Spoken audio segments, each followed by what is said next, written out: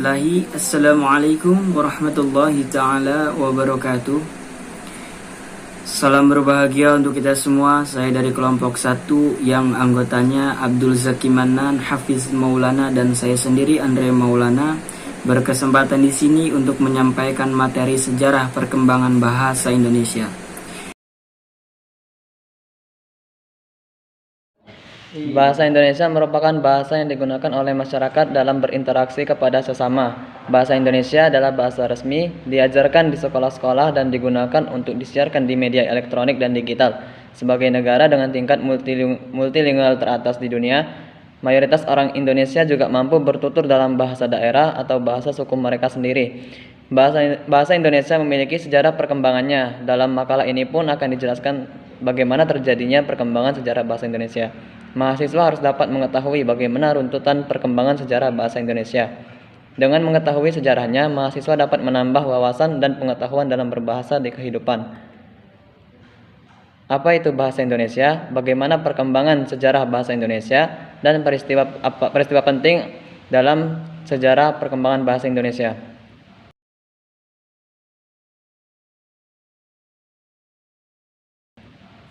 Bahasa Indonesia adalah bahasa nasional dan resmi di seluruh Indonesia. Ini merupakan bahasa komunikasi resmi, diajarkan di sekolah-sekolah dan digunakan untuk disiarkan di media elektronik dan digital. Bahasa Indonesia adalah kebanggaan warga negara Tanah Ibu Pertiwi yang menjadi bahasa resmi dan bahasa persatuan Republik Indonesia. Bahasa Indonesia sangat menarik jika diulas lebih mendalam karena bahasa Indonesia merupakan bahasa utama masyarakat Indonesia di atas bahasa daerah masing-masing. Pada awalnya, bahasa Melayu merupakan bahasa kebanggaan beberapa negara seperti Brunei, Indonesia, Singapura, dan Malaysia. Bahasa Republik Indonesia merupakan dialek bahasa Melayu yang pokoknya dari bahasa Melayu Riau, Sumatera, Indonesia. Nama Melayu pertama digunakan sebagai nama kerajaan tua di daerah Jambi, di tepi sungai Batanghari, yang pada pertengahan abad ke-7 ditaklukkan oleh kerajaan Sriwijaya. Selama 4 abad, kerajaan ini berkuasa di daerah Sumatera Selatan bagian timur dan di bawah pemerintahan Raja-Raja Shailendra.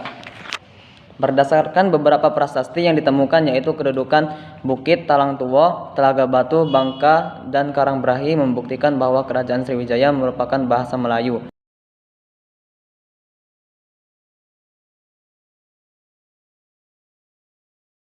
Sebagai bahasa resmi dalam pemerintahannya, bahasa Melayu juga digunakan sebagai bahasa kebudayaan, yaitu bahasa pengantar dalam mempelajari ilmu agama dan bahasa perdagangan. Sejalan dengan lalu lintas perdagangan, bahasa Melayu digunakan sebagai bahasa perdagangan dan juga penyiaran agama Islam dengan cepat tersebar ke seluruh Indonesia. Perkembangan Malaka sangat cepat tapi hanya sebentar karena pada tahun 1511 Malaka ditaklukkan oleh Angkatan Laut Portugis pada tahun 1641 dan ditaklukkan juga oleh Belanda. Dengan kata lain, Belanda telah menguasai hampir seluruh Nusantara. Masalah yang segera dihadapi oleh Belanda adalah bahasa pengantar. Tidak ada pilihan lain kecuali bahasa Melayu yang digunakan pada masa itu, karena bahasa Melayu sudah menjadi lingua franca di seluruh Nusantara. Hal ini membuktikan bahwa bahasa Melayu telah tersebar luas ke daerah Indonesia sebelah timur.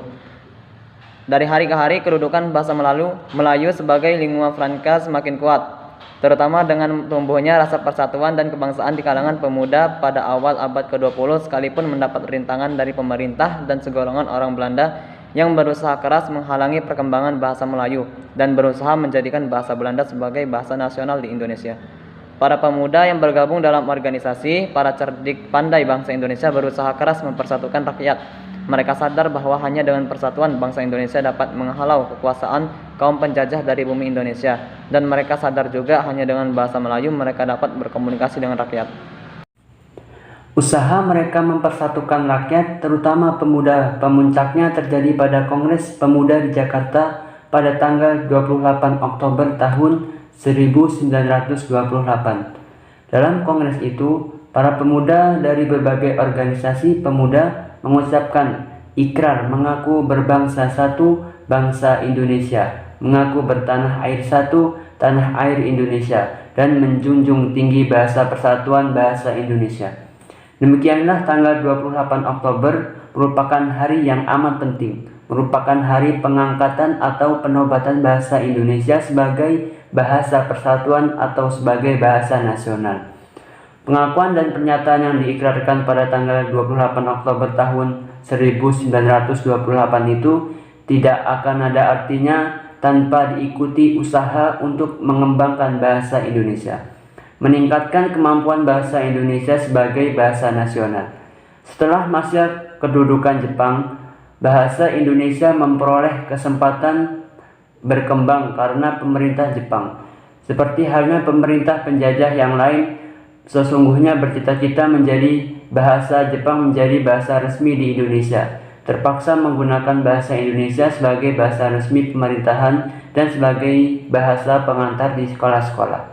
Perkembangan berjalan dengan sangat cepat, sehingga pada waktu kemerdekaan Indonesia diproklamasikan pada tanggal 17 Agustus tahun 1945, bahasa Indonesia telah siap menerima kedudukan sebagai bahasa negara, seperti yang tercantum dalam Undang-Undang Dasar tahun 1945 pasal 36. Demikian sejarah dan peristiwa penting bagaimana perjalanan bahasa Indonesia terjadi.